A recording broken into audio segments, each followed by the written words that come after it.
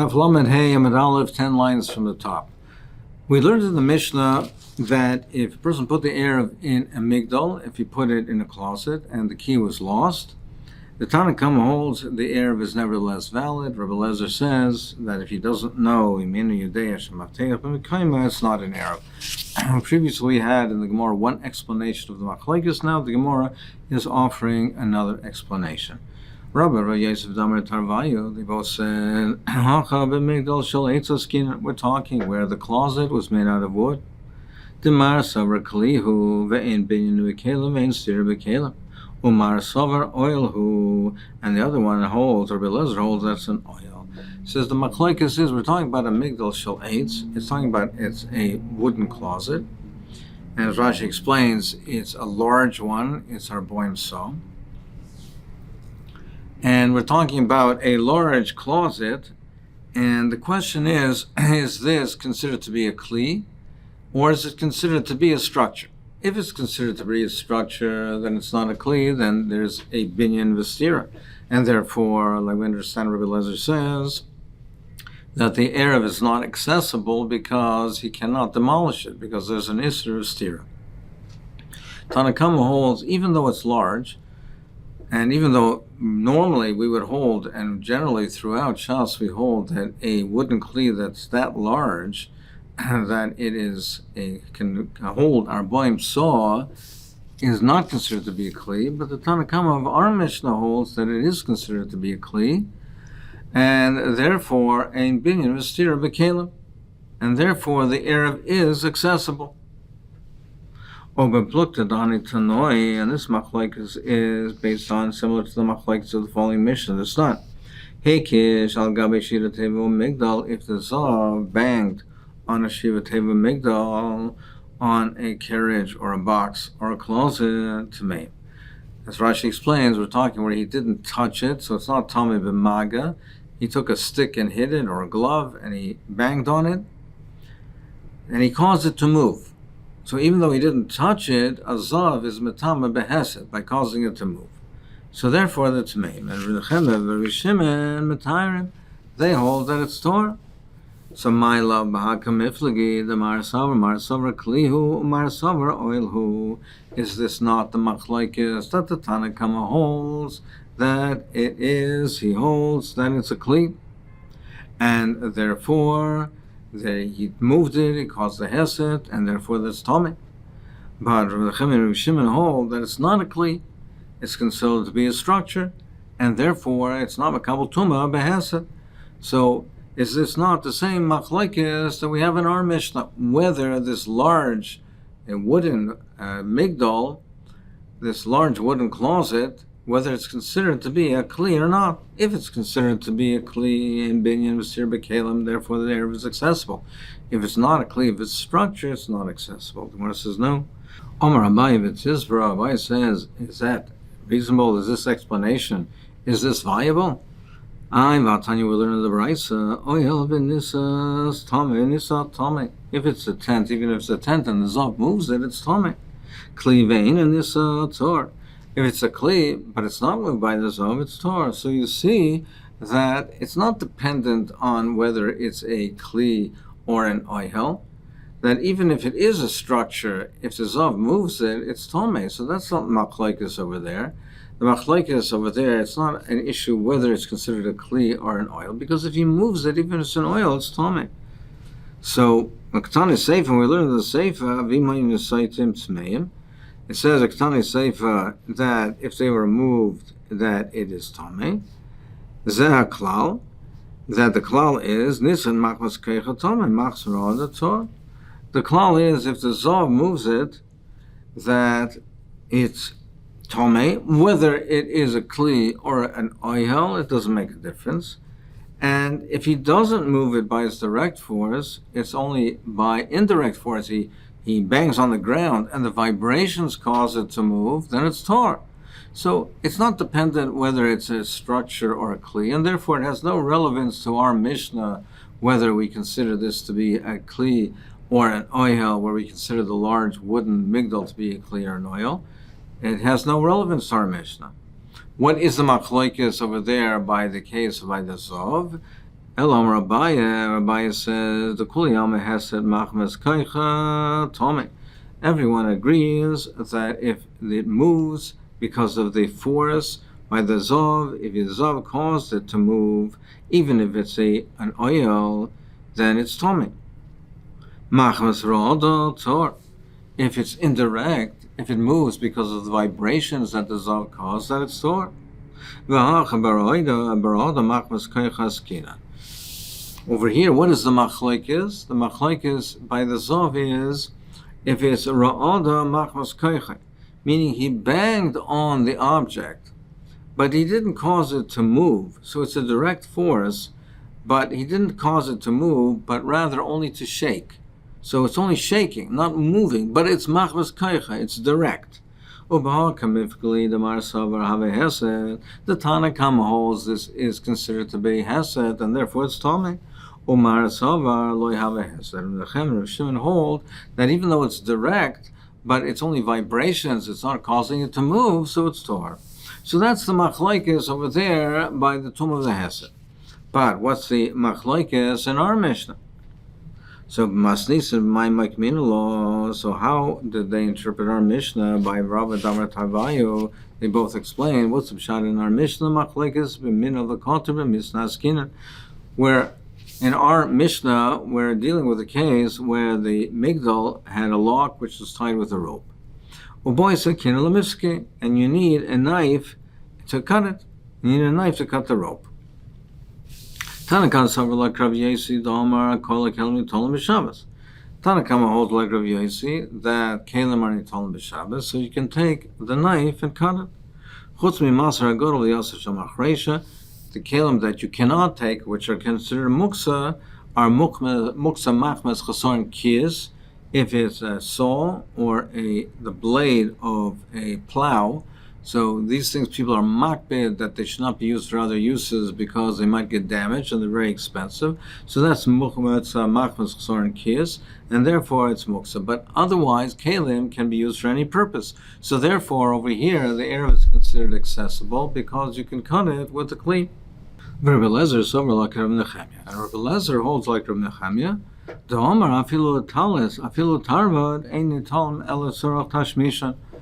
Who holds, Rav Nechemia holds that even a talis, even an article of clothing, even a spoon, you cannot be metaltaled only for their main primary use. You can't use it for other uses. So therefore, to take the knife to cut the rope is muksa, it's also, and therefore the erev is not considered accessible because it's muksa, it's also to take the knife to cut the rope. Now, so what are we dealing over here with? We are saying that according to the Tanakama, the erev is accessible because you can take a knife, it's not muksa, and you can cut the rope. Now Rashi learns that we're talking about a migdal, if the erev is in a migdal, even a large migdal, even a migdal that's considered to be a structure. It's also Torah midrabanan to cut the rope. So Rashi says we're going according to Rebbe that holds that Beinas Shmoshas like Gazer Shvuos Beinas Shmoshas, therefore it's considered accessible. Taisus asks that we said this mission is not going according to Rebbe, and therefore he holds that we're talking about a migdal, which is not a large structure, which is considered a kli, and therefore to cut the rope would be mutter. But according to Rashi, how do we understand that Rabbi Lezer holds like Rav Nechemia and it's muksa? Well, if we're according to Rebbe, then legozer shvus benish mashas, even if it is muksa, but legozer benish mashas, so why is the erev not considered to be accessible? And the Bartanura, the Mishnah says that the reason Rabbi Lezer holds that it's not an erev is because if you hold like Rav Nechemia, it's muksa, so you have two isurim. You have the one isur is to cut the rope to break it open, which is Osmei Rabbanan because it looks like he's being seisir.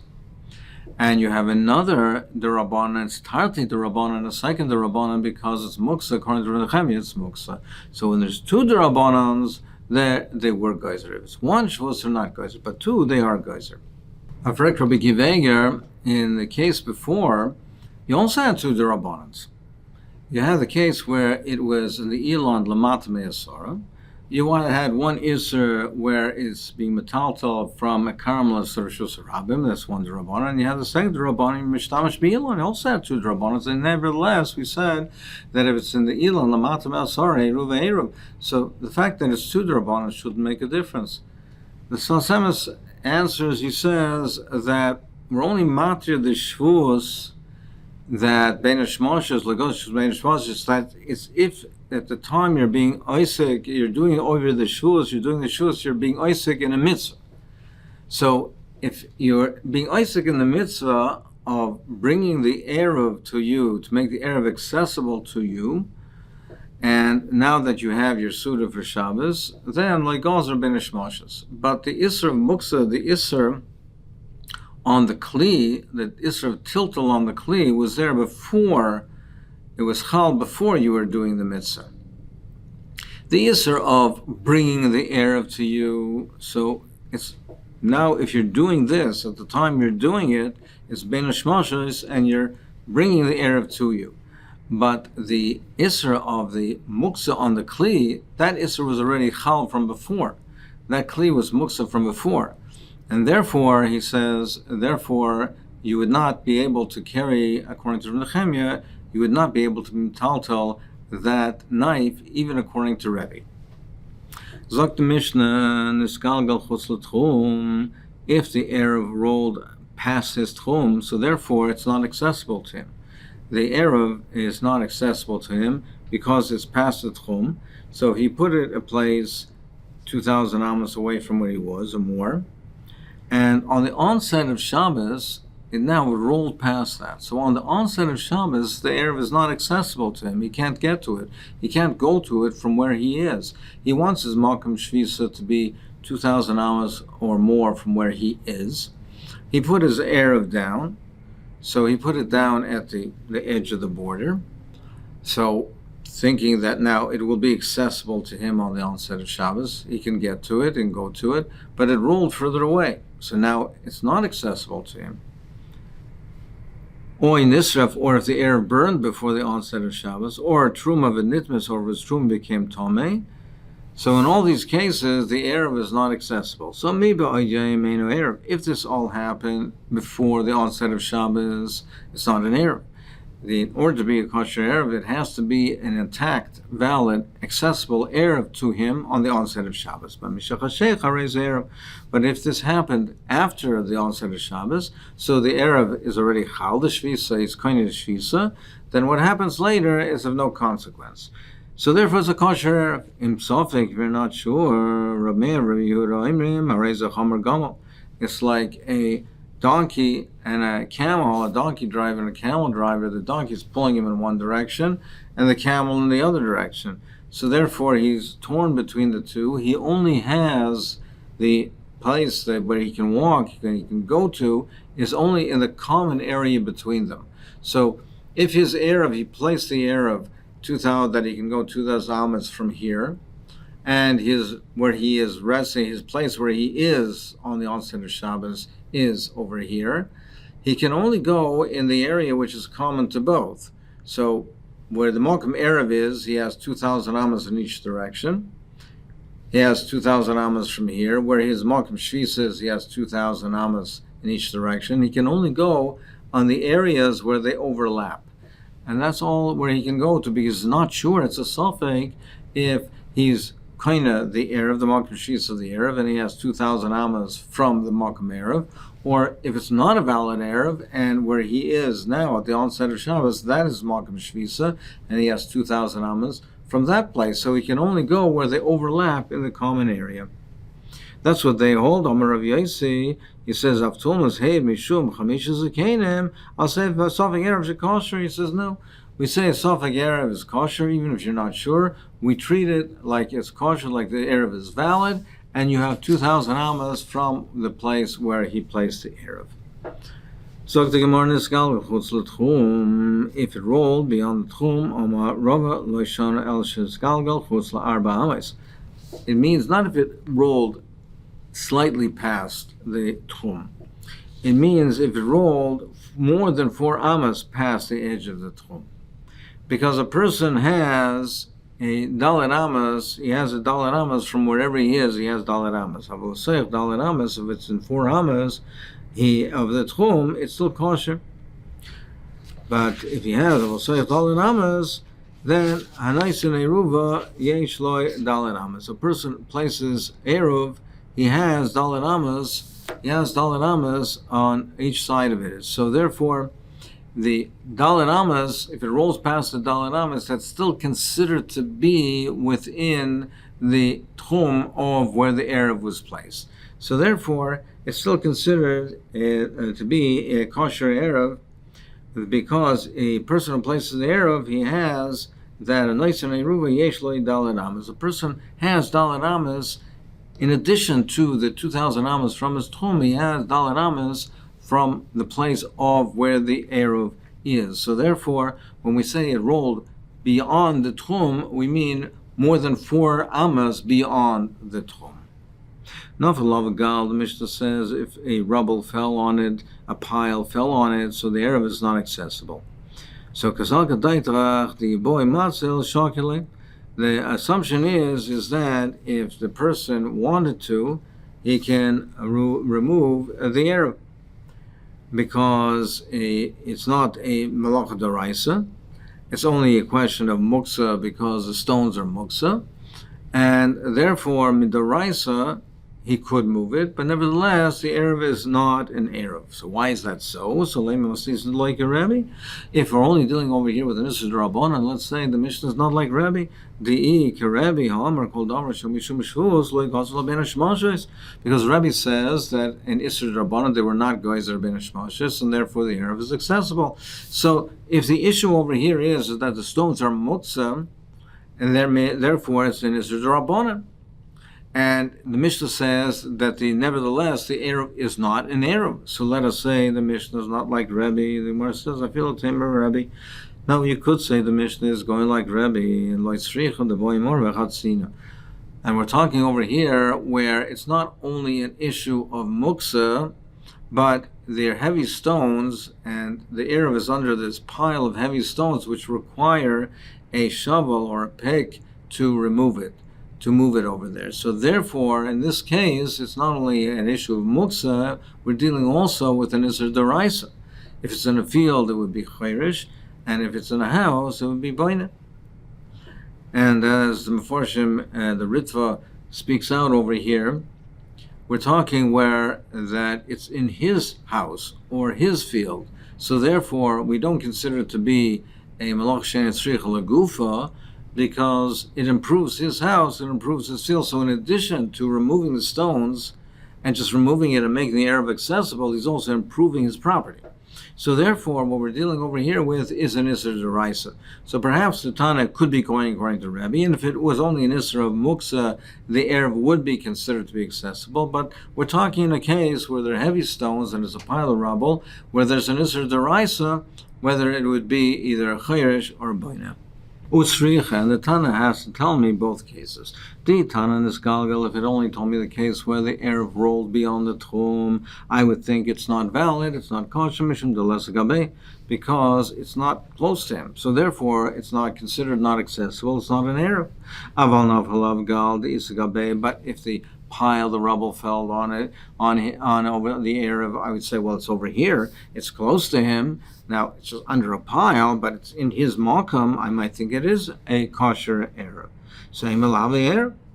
Now, vitan and nafalav gal, if it only told me the case of nafalav gal, mishum de michsim, because it's covered. Avan is galgal, but if it rolled beyond the tchum, it's exposed, it's not covered. I would think it's kosher. Zimnet also ziku maisla. A wind might come and blow it back. I might have thought it's an eruv. By Nisra, it says that if it was burned before the onset of Shabbos, or Truma v'nitmes, or Truma became Tomei.